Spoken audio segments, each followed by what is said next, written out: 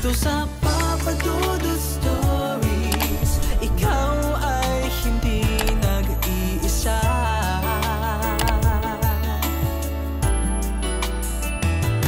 Dito sa Papa Dudut Stories, may nagmamahal sa'yo. Papa Dudut Stories. Dear Papa Dudut, sa lahat po ng mga nakatutok ngayon, huwag pong kalimutan mag-like, mag-share at mag-subscribe. Maraming salamat po sa inyong lahat.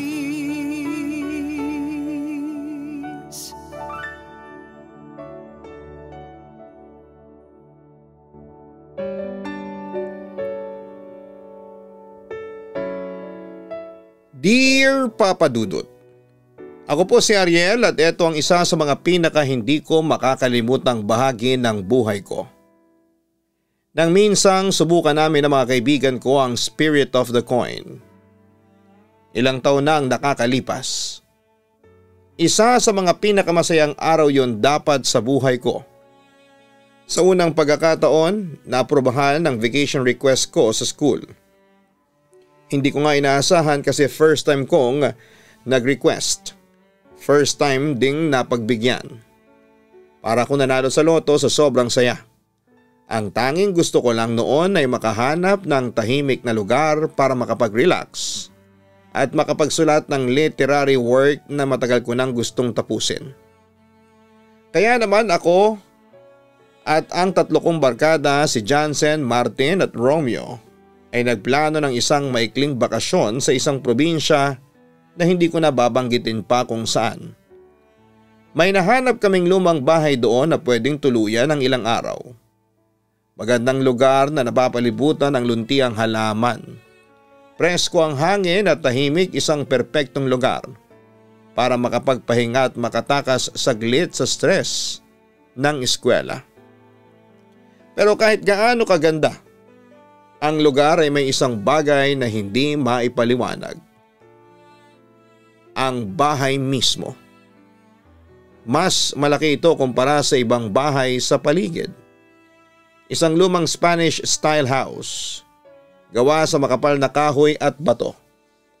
May malalaking bintana, may bakal na rehas at lumang chandeliers na nakasabit pa sa kisame. Ang pinto nito, mataas at mabigat. Parang hindi mo basta-basta mabubuksan ng mag-isa. May 5 kwarto sa itaas, bawat isa ay hinatin ng mga lumang kahoy na pader. Sa unang tingin ay mukhang perpekto ito para sa gusto kong gawin. Isang tahimik at makasaysayang lugar para sa pagsusulat. Pero hindi namin akalaing hindi namin matatapos ang 5 araw sa pananatili doon.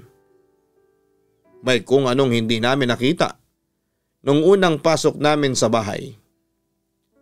Isang bagay na hindi dapat namin ginising. Pagpasok pa lamang namin sa bahay, may bumalot ng kakaibang pakiramdam sa amin. Ang hangin sa loob ay tila mas malamig kesa sa labas. Kahit pa tirik ang araw. May kakaibang kabigatan sa paligid, Papa Dudut. Parang may matang nakamasid sa bawat galaw namin. Dumaan kami sa malawak na sala kung saan may nakatambak na lumang muebles. Mga upuang yari sa kahoy na may ukit ng mga bulaklak. Isang antigong piano sa gilid. At isang malaking aparador na may salamin. Sa ibabaw ng lamesa sa gitna may lumang abanikong gawa sa garing. Mukhang bihira nang nagagalaw. Ang mga pader ay punong-puno ng lumang larawan. Karamihan ay itim at puti. May isang letrato na pumukaw sa akin, isang babaeng nakaputing saya, nakatitig sa kamera na parang sinusundan ng kanyang mga mata ang sinumang titingin. Nang umakyat kami sa itaas ay mas naging kapansin-pansin ang kalumaan ng bahay, Papa Dudut. Ang bawat tapak namin sa hagdan ay may tunog. Parang may dumadagungdong na bulong sa ilalim ng kahoy. Ang 5 kwarto ay magkakatabi. Ang bawat isa ay may sariling pinto na gawa sa napakabigat na nara. Pinili namin ang isang malaking kwarto sa dulo para magkasama-sama kaming 4. Habang nag-aayos kami ng mga gamit, napansin ni Jansen ang isang lumang kahon sa ibabaw ng aparador. Mukhang gawa ito sa matigas na kahoy at may ukit na mga simbolo na hindi namin maintindihan. Wala itong kandado, kaya nang buksan niya ito ay lumantad ang isang bilog na kahoy na tabla na may mga letra, numero at salitang yes at no. Kasama nito ang isang maliit na barya para itong larong Ouija pero iba. Alam niyo ba ito? Tanong ni Jansen habang pinaiikot ang barya sa kamay niya. Napatingin si Martin. Mukhang Spirit of the Coin yan, sagot niya. Dati naming nilalaro yan ng pinsan ko pero hindi namin tinapos. Napangiti si Romeo. Bakit, natakot ka? Pabirong tanong niya. Tumingin si Martin sa kanya at umiling. May gumalaw sa bahay namin nang laruin namin to. Akala nga namin hangin lang. Pero nung sumunod na gabi, may kumakatok sa pinto namin nang wala namang tao. Tahimik ako nakinig. Hindi ako madaling matakot pero may kung anong bumabagabag sa akin habang nakatingin sa lumang tabla. Subukan natin, mungkahi pa ni Jansen. Sa puntong yon ay alam kong may maling mangyayari pero wala akong sinabi, Papa Dudut. At doon ay nagsimula ang mas malalang takot na hindi ko makakalimutan. Nang dumilim ang langit at nagsimula ng dumampi ang lamig ng gabi. Nagpasya kaming ituloy ang laro. Naupo kami sa sahig ng kwarto. Nilagay ang lumang tabla sa gitna at pinailawan lang ng isang gasera ang paligid. Ang anino namin ay gumagalaw sa kahoy na pader at tila may isa pang presensya sa silid bukod sa amin. Si Jansen ang may hawak ng lumang barya. Dahan-dahan niyang nilapag ito sa gitna ng tabla at kami namang 3 ay sabay-sabay na inilagay ang aming mga daliri dito. Spirit of the Coin, nandito ka ba? Mahinang tanong pa ni Jansen. Tahimik ang paligid. Naririnig namin ang marahang ugong ng hangin sa labas. Ang huni ng kuliglig at ang bahagyang langit-ngit ng sahig sa ilalim namin. Wala ni isang kumibo pero ramdam ko ang unting-unting pagbigat ng paligid. Spirit of the Coin, nandito ka ba? Inulit ni Jansen, ngayon ay mas matigas ang boses niya. At doon namin naramdaman ang paggalaw ng barya. Ang akala ko nung una ay si Jansen lang ang gumagalaw nito. Pero nang makita ko mukha niya namumutla, hindi makapaniwala, alam kong wala ni isa sa amin ang naglalaro lang. Dahan-dahan ay lumipat ang barya sa salitang yes. Napatingin kami sa isa't isa at walang nagsalita pero ramdam kong lahat kami ay kinakabahan na. Anong pangalan mo? Tanong ni Martin na talatang pilit na pinapanatiling matatag ang boses niya. Muli gumalaw ang barya. Isa-isang tinumbok ng barya ang mga letrang C-L-A-R-A. Clara? Bulong ko. Sa likod ng isip ko ay parang pamilyar ang pangalan na yon. Patay ka na ba? Tanong ni Romeo. Nakakatawa na nakakakaba ang tanong niya. Muling gumalaw ang barya. Yes. Napalunok ako. May malamig na hangin na biglang dumaan sa likod ko. Kahit sarado ang lahat ng bintana. Ramdam kong nagsisimula ng bumilis ang tibok ng puso ko. Pero hindi ko mayalis ang mata ko sa tabla. Bakit ka nandito? Maingat na tanong pa ni Martin. Bumagal ang paggalaw ng barya at tila nag-aalinlangan. Isa-isang lumipat ito sa mga letra. T-U-L-U-N-G-A-N-Y-O-A-K-O. Tulungan? Mahinang bulong ni Jansen. Tulungan ako? Pero bago pa namin may tanong kung anong tulong ang kailangan niya ay bumukas ang pinto ng kwarto namin ng kusa, Papa Dudut. Wala ni isa sa amin ang gumalaw. Nanginginig ang gasera sa tabi namin at ang apoy nito ay tila humihina. Tumingin ako sa madilim na pasilyo sa labas ng kwarto. Doon sa dulo ng pasilyo ay may nakatayo. Isang babae na kaputing bestida, walang muka at unti-unting lumalapit. Napakalamig ng hangin na dumadaloy mula sa madilim na pasilyo. Para akong napako sa kinakaupuan ko.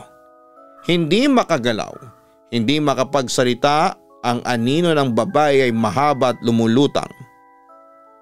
Sumasayaw sa kahabaan ng sahig na kahoy habang ang katawan niya ay hindi gumagalaw. Para bang hindi siya naglalakad. Dahan-dahan siyang dumudulas papalapit sa amin. "Huwag kayong gagalaw." Mahina ngunit matigas na bulong ni Martin. Ramdam ko ang paninigas ng kamay niya sa ibabaw ng tabla. Nang sulyapan ko sina Jansen at Romeo ay pareho silang namumutla. Ang mga mata ay hindi kumukurap at nakatuon lamang sa lumalapit na babae. Ang gasera sa tabi namin ay biglang pumitik. At ang ningas nito ay halos mamatay. Nagbigay ng anino sa mukha ng nilalang sa pasilyo. Doon ko napansin na walang laman ang kanyang mukha at wala siyang mata, ilong o bibig. Isang makinis na patlang na parang natakpan ng manipis na puting tela. Muli ako nilamig sa kaba, Papa Dudut. "Tulungan ninyo ako." Nagmula ang boses mula sa kanya. Mahina pero umaalingaw-ngaw at parang galing sa ilalim ng lupa. Hindi gumalaw ang bibig niya. Pero naririnig namin siyang nagsasalita. Muling gumalaw ang barya sa tabla. S-U-S-I. "Susi?" Mahinang bulong ni Jansen. Napatingin kami sa isa't isa. "Susi? Anong susi?" Sa puntong yon ay bumukas ang lahat ng pinto sa itaas ng bahay isa-isa. Sabay-sabay na parang may malakas na kamay na humahablot sa kanila. Umalingaw-ngaw ang tunog ng mga bisagra at kasabay nito ay isang mabigat na yabag at hindi lang mula sa isang nilalang kundi mula sa maraming pa na para bang nagmamadaling lumabas sa kanilang pinagkukutaan. Tumayo si Romeo, Papa Dudut. Pero bago pa siya makatakbo, bumagsak ang isang lumang larawan mula sa dingding. Napasigaw siya at napatras. Ang mukha ay nanlilisik sa takot, Papa Dudut. Ako naman ay napatingin sa nabasag na salamin ng lumang larawan. At doon ko nakita ang imahe ng isang batang babae. Mahaba ang buhok, suot ang puting bestida at may hawak na lumang susi sa kamay. "Siya siguro si Clara," bulong ni Martin. Wala sa sarili akong yumuko at pinagmasdan ang tabla. Ang barya ay gumagalaw pa rin at walang humahawak. Nagsusulat ito ng mga letra S-I-L-I-D. Silid. Mabilis kong napagtanto na hindi kami ligtas dito. "Alis na tayo," bulong ko. Pero hindi gumagalaw ang mga paa ko. Pakiramdam ko ay may bumabalot na mabigat na enerhiya sa katawan ko. Pinipigilan akong kumilos. Nang bumalik ang tingin ko sa pasilyo, mas malapit na ang babae. Wala pa rin siyang mukha pero ang puting bestida niya ay basang-basa. Parang bagong ahon mula sa tubig. May lumalagaslas na tunog sa paligid pero walang tubig sa sahig. "Bakit mo kami pinapupunta sa silid?" tanong ni Martin. Kahit alam kong gusto niya nang tumakbo palabas. Biglang nagsara. Lahat ng pinto sa itaas malakas. Parang may bagyong dumaan. At sa loob ng katahimikan isang mahina pero nakakasindak na boses ang narinig namin. "Para makita ninyo ang ginawa nila sa akin." Kasabay nito bumukas ang pinto ng pinakamalaking silid sa dulo ng pasilyo. Mula sa loob ay isang malamig na hangin ang lumabas at naamoy namin ang isang bagay na bulok, isang amoy na nagpatindig sa aming mga balahibo. Doon namin napagtanto na baka hindi lang namin basta tinawag si Clara. Baka may iba pang nakikinig sa amin. Napakabigat ng pakiramdam ko at parang may nakadagan sa aking balikat. Gustong gumalaw ng katawan ko pero parang may pumipigil, Papa Dudut. Hindi lang ako pati sina Martin, Johnson at Romeo ay tila naipit sa kinakatayuan nila. Nakatayo pero halatang gustong tumakbo. Sa dulo ng pasilyo. Nakabukas ang pinto ng malaking silid, madilim sa loob pero aninag namin ang hugis ng isang matandang aparador. Isang sirang kama at isang bagay sa sahig. Animoy isang hubad na manika, nakatagilid, walang ulo, Papa Dudut. May kung anong humaplo sa bato ko. Napasinghap ako at mabilis na lumingon. Wala namang tao sa likod ko. Pero doon ko naramdaman na may nakatitig mula sa kadiliman ng silid. Hindi lang isa. Parang napakaraming matang nakamasid sa amin, tahimik pero mapanganib. Biglang humakbang si Jansen, walang sabi-sabi, naglakad papasok sa kwarto. "Jansen?" Sigaw ko pero hindi siya lumingon. Parang may kung anong humatak sa kanya papasok. "Tigilan mo yan! Bumalik ka rito!" Sigaw ni Romeo pero tuloy-tuloy lang si Jansen. Ang paglakad niya ay parang wala sa sarili. Nakapako ang tingin sa madilim na silid, Papa Dudut. Maya-maya may gumalaw sa dilim. Isang kamay ang lumabas mula sa ilalim ng kama. Maitim, payat at may mahahabang kuko. Napaatras ako. Hindi yon kamay ng isang normal na tao. "Jansen, bumalik ka rito!" Sigaw ni Martin pero huli na. Biglang humagapit ang hangin sa paligid at isang malakas na ingay ang umalingaw-ngaw. Parang tunog ng mga kuko na kumakayod sa kahoy. Sumigaw si Jansen, isang matinis at puno ng takot na sigaw. Sa isang iglap ay naipit siya sa loob ng kwarto at biglang sumara ang pinto sa pagitan namin. Napamura pa si Romeo. Sabay sibasib ng katawan niya sa pinto pero kahit na anong tulak namin ay hindi ito bumubukas. "Jansen, anong nangyayari dyan?" Sigaw ko habang sinisikap na buksan ang pinto. Walang sagot.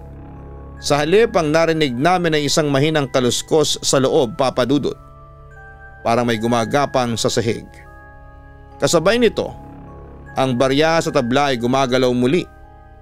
Kahit na walang humahawak ay dahan-dahang dumulas ito at nag-ukit ng bagong mga letra. P-A-T-A-K-A-S. Napamura pa si Martin.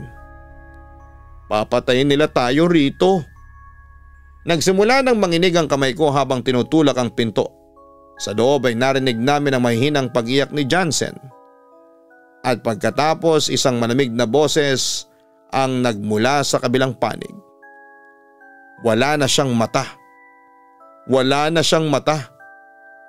Ang tinig ay mahina pero maliwanag naming narinig. Boses yon ng isang babaeng matigas, malamig at walang emosyon. "Jansen!" Sigaw ko habang hinahampas ang balikat ko sa pinto. Nanginginig na ang katawan ko sa kaba pero hindi ako papayag na basta na lamang mawala ang kaibigan ko. Si Romeo nasa likod ko. Halos mapunit na ang lalamunan sa kakasigaw. "Buksan mo yan, gago ka! Huwag mong kunin si Jansen!" Si Martin naman nagtatakbo pabalik sa sala. Mukhang may hinahanap. Maya-maya'y bumalik siya at may hawak na isang lumang kahoy na upuan at walang sabi-sabing inihampas sa pinto. Halos mabali ang upuan pero ang pinto ni hindi man lang nagalaw.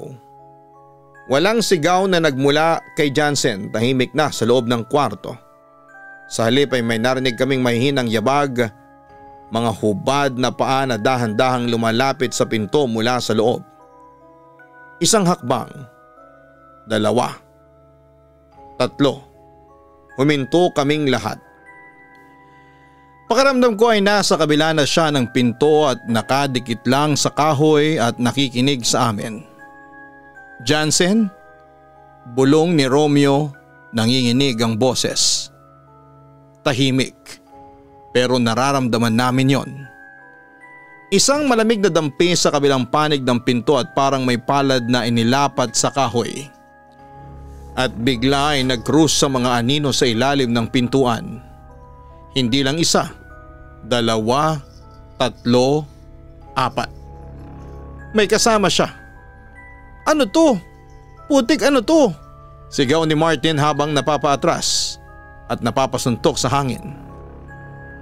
At bigla na lang, isang hagalpak ng tawa ang pumuno sa buong silid. Mataas, pabulong at halatang hindi lang isang bibig ang tumatawa.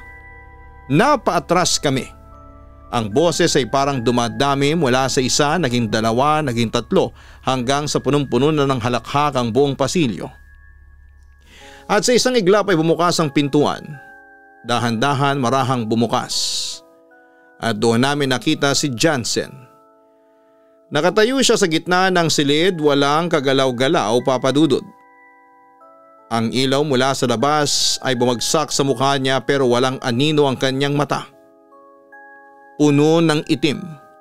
Walang puti, walang balintataw. Isang malalim itim na hukay na parang sumisip-sip sa sino mang titingin. Jansen? Mahina kong sambit. Dahan-dahan siyang ngumiti pero hindi yon ngiti ng kaibigan ko. Ngiti yon ng isang nilalang na nagtatagumpay. At sa isang iglap ay pumihit ng kanyang ulo sa isang hindi normal na anggulo. Natumba kami sa pagkakatayo. Si Romeo ay napasigaw, si Martin napatras sa pader. Ako ay parang hindi makahinga. Si Jansen nakatingin pa rin sa amin. Pero ang ulo niya ay nakatagilid sa isang hindi dapat kayang gawin ng isang normal na tao. At may lumabas mula sa kanyang bibig. Isang barya.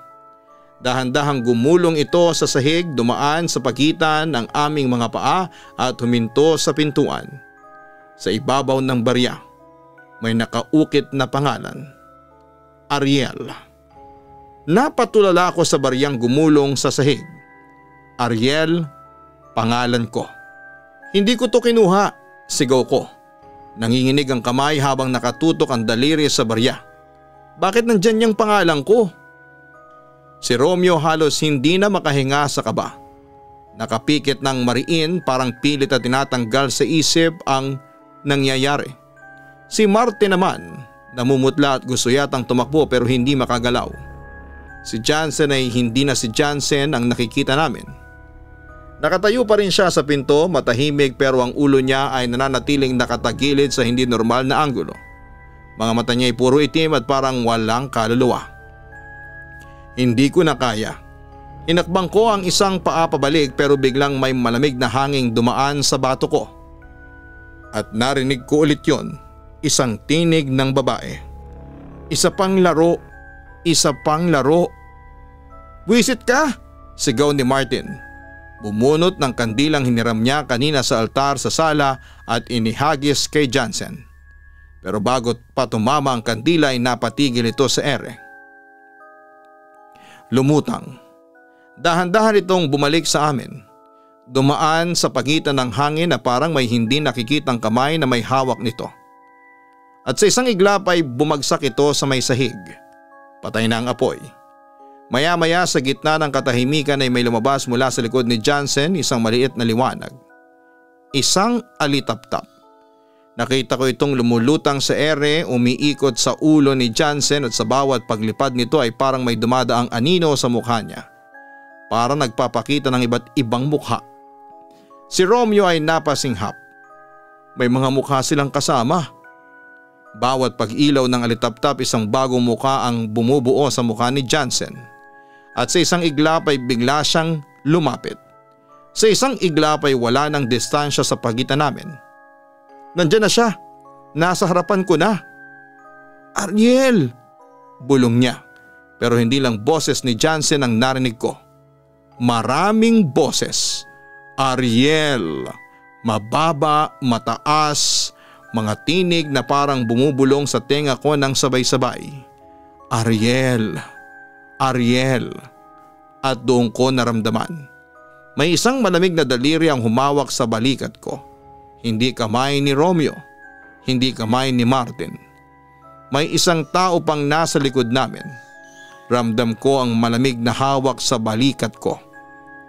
Mahabang mga daliri nito, matutulis ang kuko at sobrang bigat ng presensya.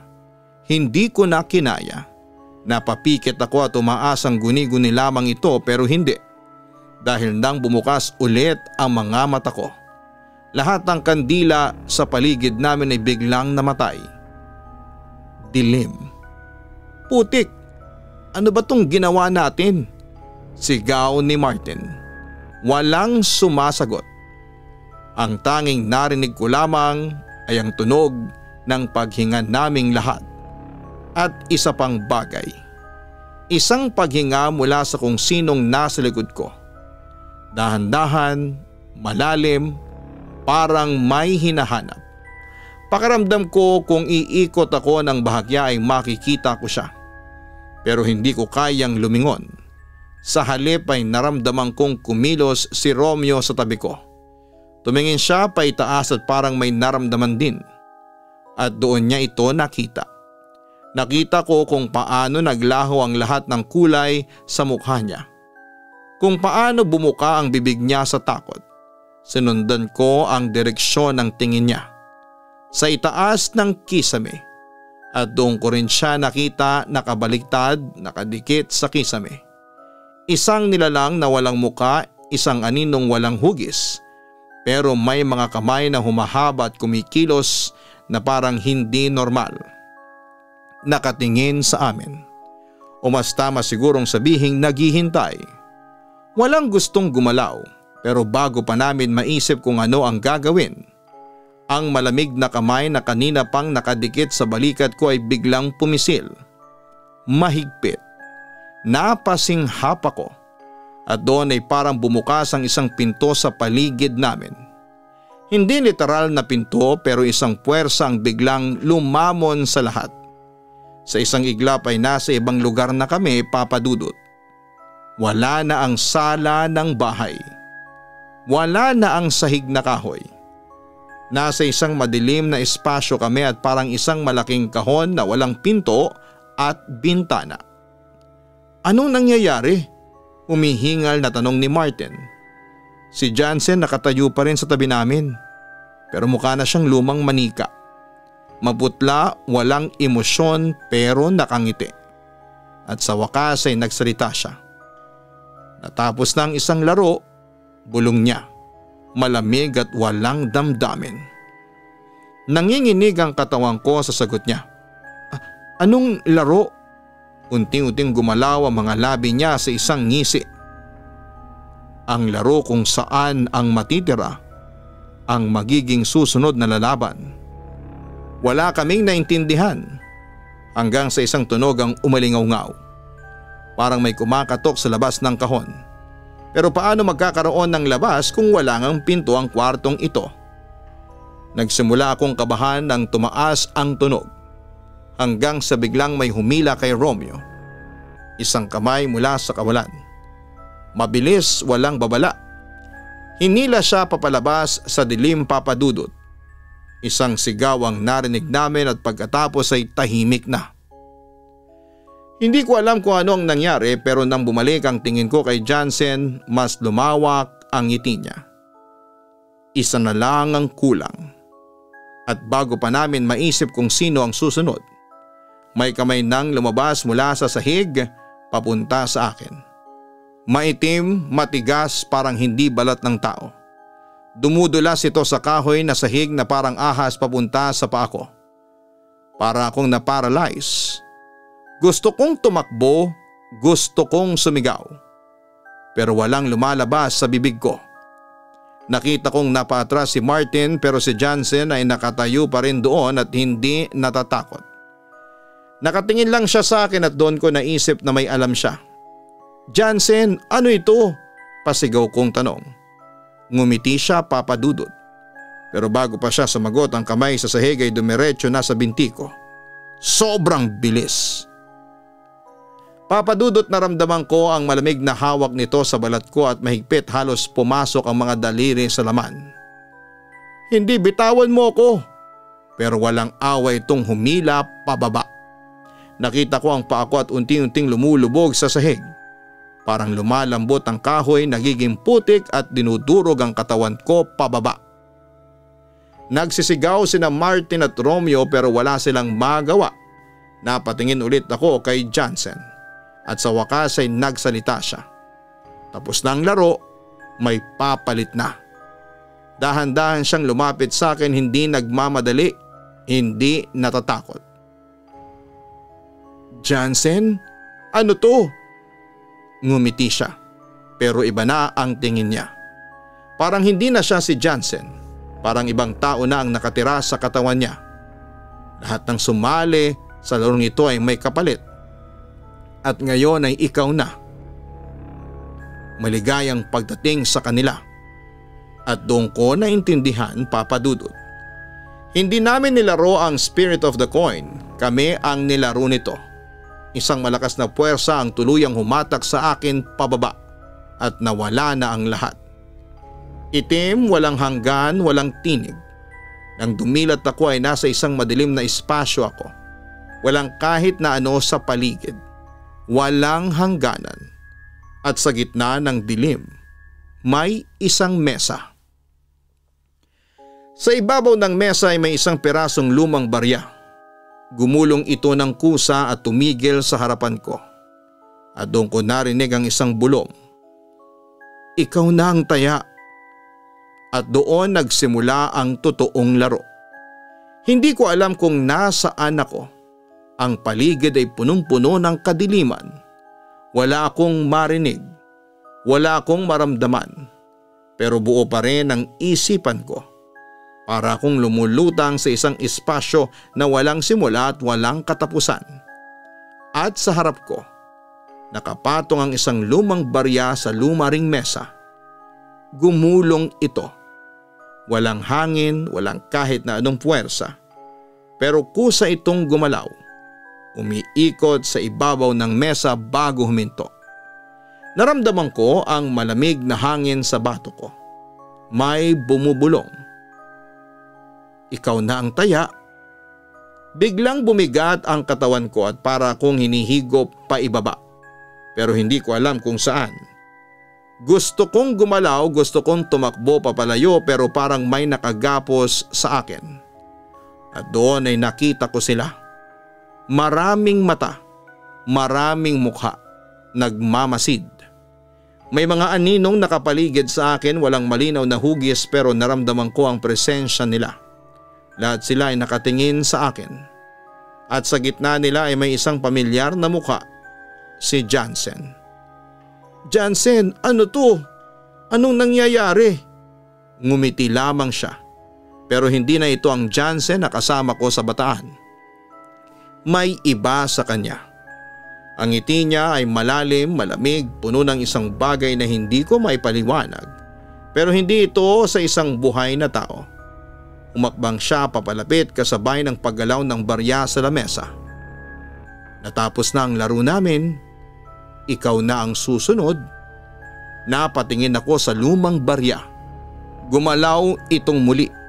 Umiikot sa ibabaw ng mesa at dahan-dahang dumudugo. Papa Dudut, bigla na lamang akong nagising. Habol ang hininga, basa ng pawis, nakahiga ako sa loob ng kwarto sa lumang bahay sa probinsya. Panaginip ba yon? Luminga ako, tahimik ang buong silid, walang tao at walang ingay, pero may isang bagay na bumungad sa akin. Sa ibabaw ng sahig sa mismong harapan ko ay may isang lumang barya. Parehong-pareho sa nakita ko sa dilim. "Ariel, gising!" Biglang bumukas ang pinto at pumasok sina Martin at Romeo, parehong takot na takot at parehong namumutla. "Si Jansen!" sigaw ni Martin. "Ano nangyari kay Jansen?" tanong ko habang pilit bumabangon. Nagkatinginan sila ni Romeo bago sumagot. "Wala na siya." "Ha? Anong wala na siya?" Lalo akong kinabahan nang makita kong nanginginig ang mga kamay ni Martin. Pagkagising namin, wala na siya sa kwarto niya. "Pero Ariel, hindi siya umalis." Halos bumagsak ang dibdib ko sa kaba. "Anong ibig mong sabihin?" Dahan-dahan siyang tumingin sa sahig. Sa kanya itinuro ang isang bagay na muntik nang ikahulog ko mula sa kama. Sa sahig ng kwarto ni Jansen nakaukit sa kahoy, "Ikaw na ang susunod." At sa gitna ng ukit na yun ay nakapatong ang parehong barya. Duguan at doon namin naintindihan. Hindi natatapos ang larong ito. Nagpapatuloy ito. At ngayon ay kami naman ang sunod na maglalaro. Sabay-sabay kaming nagising. Habol ang hininga, pawisan, nanginginig at para kaming sabay-sabay na binangungot pero hindi lamang ito basta panaginip. Nagkatingin ang kaming tatlo, ako, si Martin at Romeo, walang nagsalita. Pero sa mga mata nila ay alam kong pare-pareho naming naranasan ang isang bagay na hindi maipaliwanag. Ang bigat ng pakiramdam. Para akong may bagay sa dibdib na hindi ko matanggal. Hindi lang takot, may bumabalot na ibang uri ng pangamba. "Jansen?" Bulong ni Martin, basag ang boses. Muli naming tinawag ang pangalan niya. Paulit-ulit pero walang sumasagot. Dahan-dahan akong bumangon mula sa kama. Ang katawan ko'y mabigat, parang pagod na pagod. Kahit kagigising lamang. May malamig na pakiramdam na bumabalot sa buong kwarto. Kailangan naming makita si Jansen. Sabay-sabay kaming lumabas ng kwarto, mabilis kaming nagtungo sa kwarto ni Jansen pero nang buksan namin ang pinto ay wala siya. Ang kama niya ay mukhang natulugan. Gusot ang kumot pero wala siyang bakas. Para bang naglaho siya. "Baka nasa labas," mungkahin ni Romeo pero kita sa mukha niya ang duda. Buwaba kami, tinawag siya sa buong bahay, sinilip ang bawat sulok pero wala siya. Mula sa labas sumisilip na ang liwanag ng araw, umaga na. Dapat ay nakakaramdam kami ng kaunting ginhawa pero imbes na lunas, mas lalo naming naisip kung gaano na siya katagal nawawala. Nagdesisyon kaming lumabas, umaasang makita siya sa bakuran pero bago pa kami makalayo ay napansin namin ang isang bagay sa harapan ng pintuan. Isang barya. Parehong-pareho sa ginamit namin kagabi. Nagtitigan kaming tatlo, walang gustong pulutin ito at tila may bahid ng dugo sa gilid. Napalunok ako. Parang naninikip ang lalamunan ko sa kaba. "Umalis na tayo dito," biglang sabi ni Martin. Halata ang takot sa boses niya. Wala ni isa sa amin ang tumutol. Agad kaming nag-impake, wala nang usapan, alam naming pare-pareho ang nasa isip ng isa't isa. Hindi na namin kayang manatili pa rito.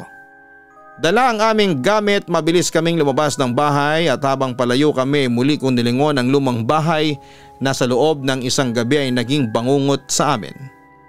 Para akong may narinig na bulong mula sa loob. Mahinang halakak.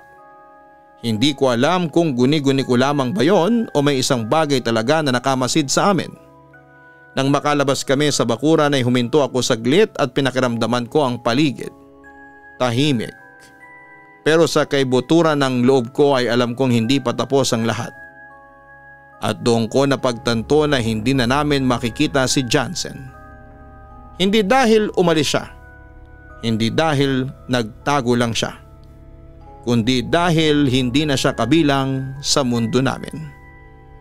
Papadudot, hanggang ngayon ay pasang ko pa rin ang karanasang ito. Lumipas ang maraming taon pero kapag ipinipikit ko ang mga mata ko ay naaalala ko pa rin ang bahay na yon. Ang mga boses, ang aninong nakapalibot sa amin. At higit sa lahat ay si Jansen. Hindi na siya nakita pang muli. Walang nag-report na nawawala siya, walang nakakita sa kanya kahit saan, para siyang binura sa mundo. At kaming tatlong natira, pinilit naming bumalik sa normal na buhay. Pero hindi namin may tatanggi ang isang bagay. May naiwang bakas sa amin ang larong yon. Hanggang ngayon, may mga gabi pa rin. Nagigising ako ng bigla, pinagpapawisan, hinahabol ang hininga. At sa tabi ng kama ko ay may makikita akong isang lumang barya na kaagad ding naglalaho.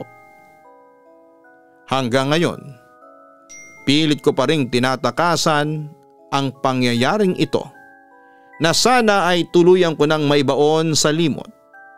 Hanggang dito na lamang, Lubos na gumagalang, Ariel. Ariel, ang iyong karanasan ay tunay na nakakakilabot at mahirap ipaliwanag. Hindi ito biro ang mga bagay na maaaring bumalot sa atin mula sa hindi nakikitang mundo, lalo na kung tayo mismo ang nagbukas ng pinto para sa kanila. Minsan ay may mga laro o pagsubok na inaakala nating simpleng libangan lang. Ngunit sa likod nito ay may mga puwersang maaaring kumapit at hindi basta-bastang lumulubay. Ang pinakamahalaga ngayon ay ang paghilom hindi lang mula sa takot kundi pati na rin sa bigat ng pagkawala ni Jansen. Mahirap tanggapin yan lalo na't walang kasagutan sa kanyang pagkawala. Pero hindi mo kailangang pasanin itong mag-isa. Kung may bumabagabag sa iyo ay huwag mong kimkimin, magbahagi sa mga taong handang makinig at umintindi sa iyo. Huwag mo ring hayaang mamuhay sa anino ng nakaraan. Oo, may iniwang bakas sa iyo ang gabing yon, pero nasa iyo ang kapangyarihang hindi ito hayaang kontrolin ang buhay mo. Kung kinakailangang humingi ng tulong espiritual, manalangin at ipagdasal hindi lamang ang iyong sarili kundi pati na rin si Jansen, saan man siya naroroon. Tandaan na may mga bagay sa mundo na mas mabuting huwag nang usisain o balikan. Sa halip ay gamitin ang iyong karanasan bilang aral at babala para sa iba. Hanapin po ang Kaistorya Horror YouTube channel at mag-subscribe para po sa mas nakakatakot na mga kwento na ina-upload po namin araw-araw. Ganon din syempre ang Gianna Vlogs, ang aming pong weekly family vlogs. Para mas makilala niyo po si Papa Dudut, si Jem, ang aming kambal at si Kite, manood po kayo at mag-subscribe na sa Gianna Vlogs.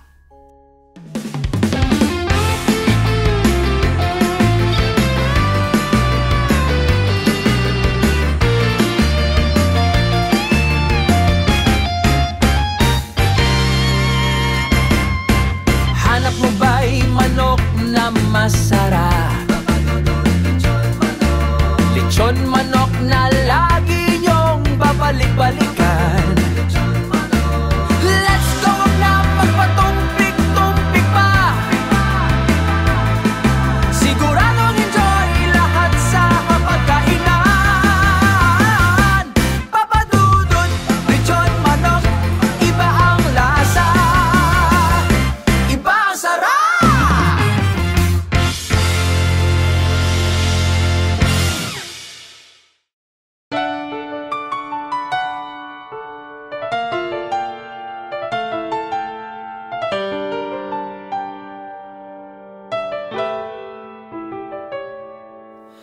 Ang buhay ay mahiwaga,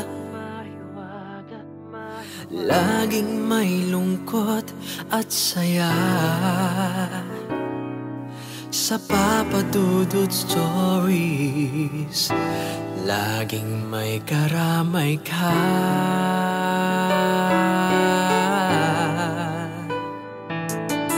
Mga problemang kaibigan, dito ay pakikinggan ka. Sa Papa Dudut Stories, kami ay iyong kasama. Dito sa Papa Dudut Stories, ikaw ay hindi nag-iisa.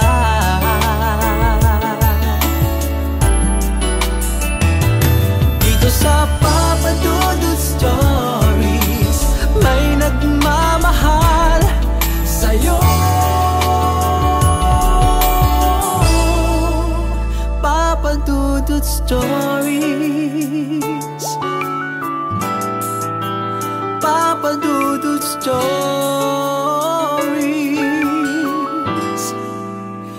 Papa Dudut Stories.